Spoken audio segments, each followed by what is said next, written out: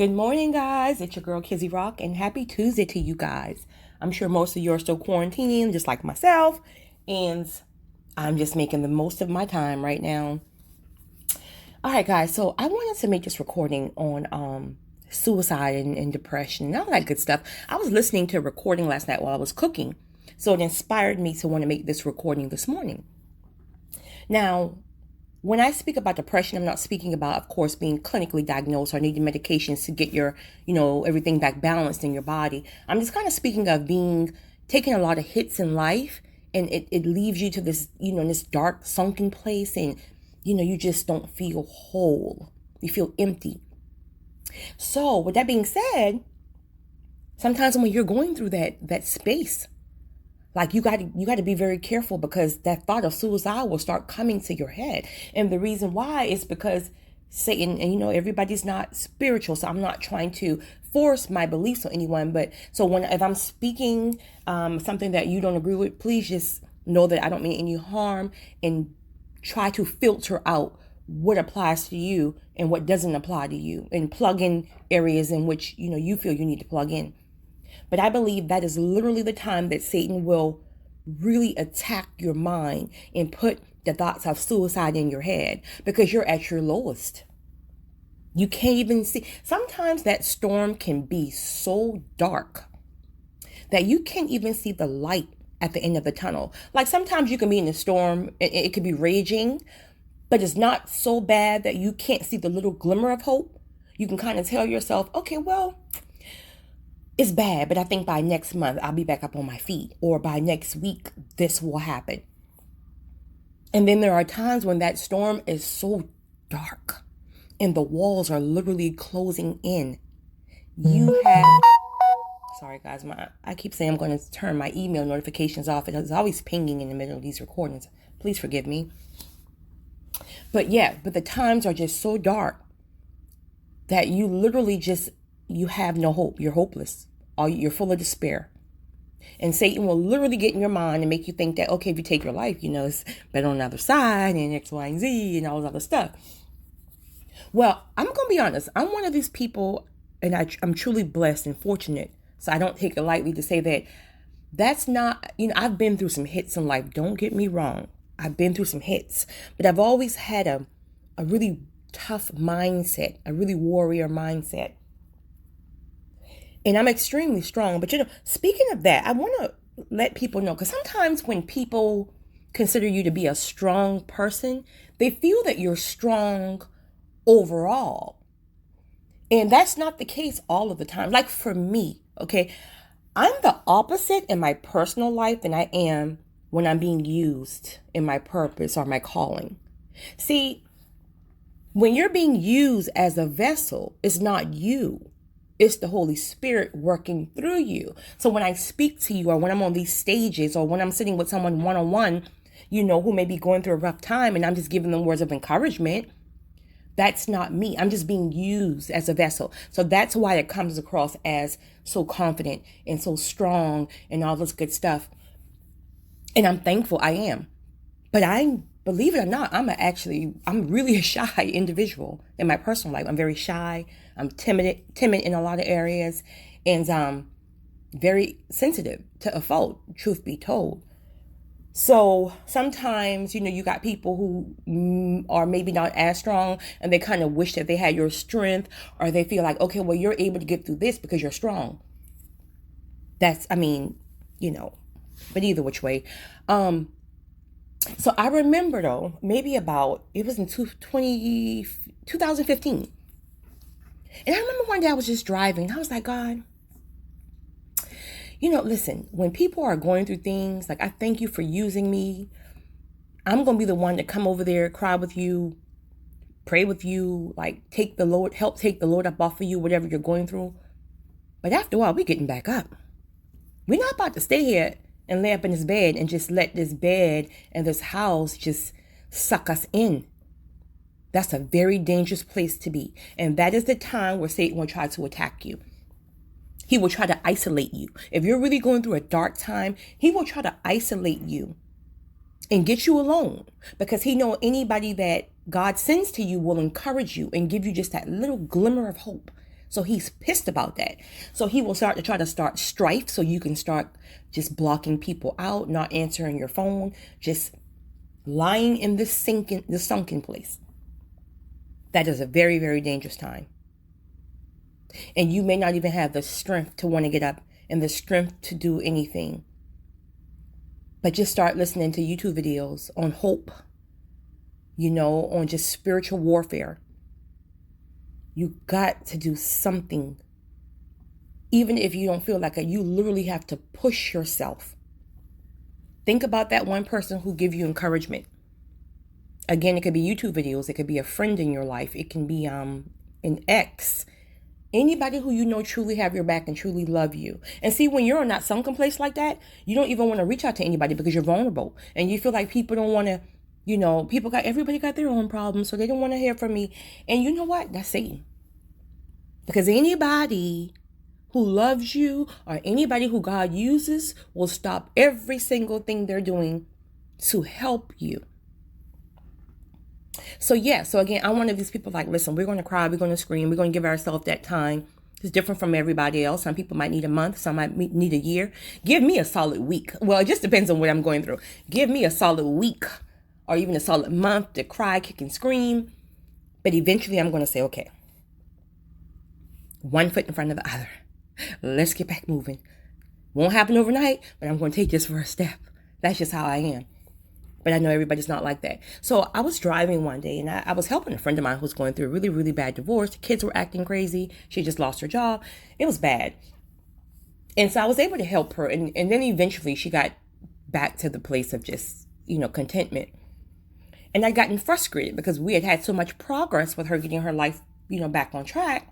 And then she just got back content with just being in this mind of just depression.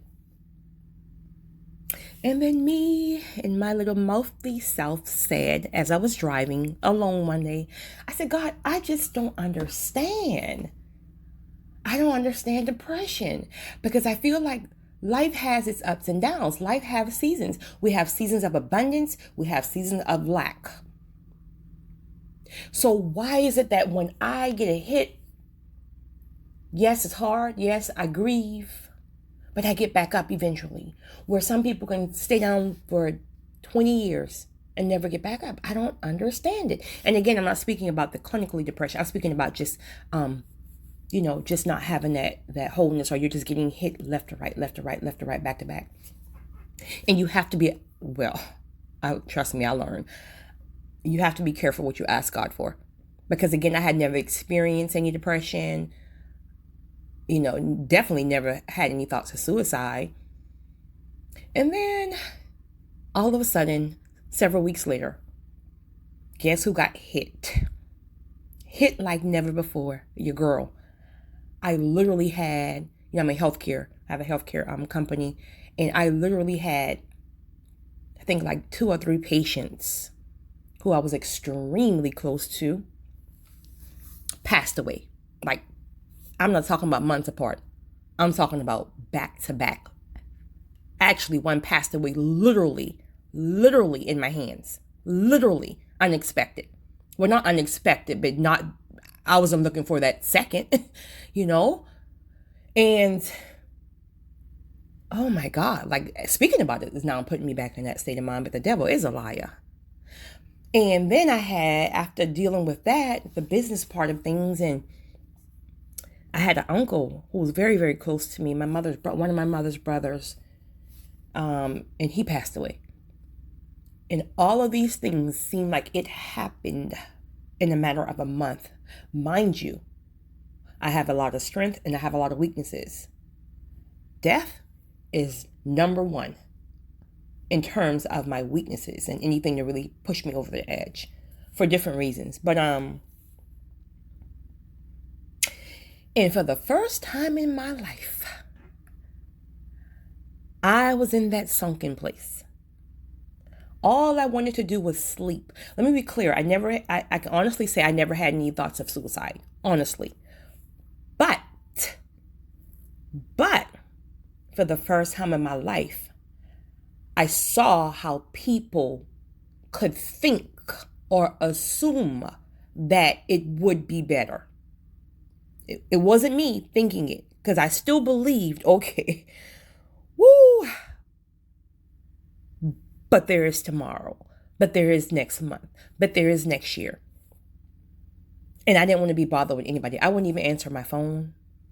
And God would use people like one of my best friends. Again, I always talk about Kizzy. Her name is Kizzy as well. Because she's spiritually aligned and she's spiritually connected. God then used her as a vessel to just send messages to me. And see, that's where you have to be careful at. Because if you know somebody who's going through a sunken place and they're in a really dark place, you may feel like because they're not answering the phone, they don't want to be bothered by you. Maybe they don't. But just don't let that fly. Start sending messages, send text messages, send emails of words of comfort. Listen, I know you're going through some things. I know you're not answering your phone because you don't want to be bothered. I know you're not, but I love you. We're going to get through this. Keep pushing. Like, send those words of confirmation and affirmation, because believe it or not, they're reading it. They're reading it. So if you're that person in that sunken place, please be careful. Please be careful. And not to push my beliefs on you, but Satan is tricky. He will try to really get you isolated and make you think that nobody cares and nobody wants to be bothered and all this stuff, and you can't get out of this. He's a liar. The truth ain't in him. There is sunshine, trust me, on the other side of that darkness. But it will not happen overnight. It's a step-by-step process. And it starts with knowing that, listen, seasons changes. So you got to know that you have a season of abundance coming back around.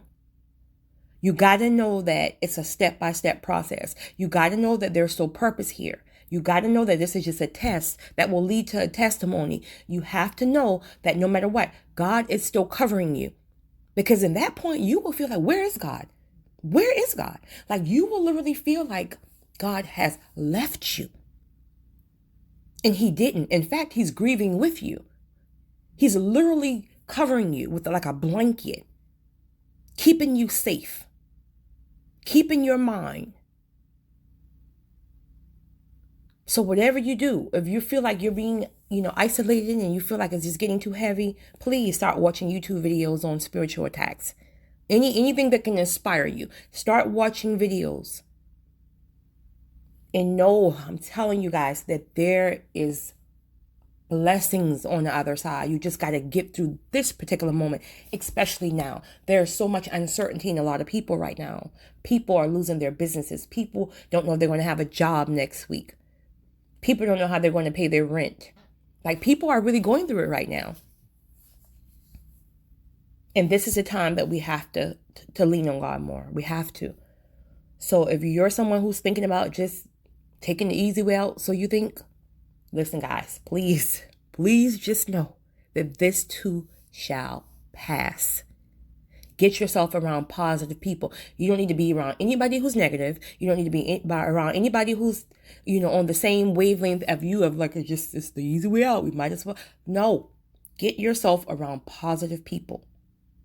People who can speak life into you. Because you're going to have a testimony to tell after this. There's a message in every storm. You can't hear that message now, because again, sometimes when those certain storms are raging, it could range so big that you can't even hear God. You can't even see God. You can't even hear the message at the end of the tunnel, or see the light at the end of the tunnel. But I want to encourage you guys, keep pushing, keep pushing, keep pushing, keep pushing, keep pushing. You guys have a great one.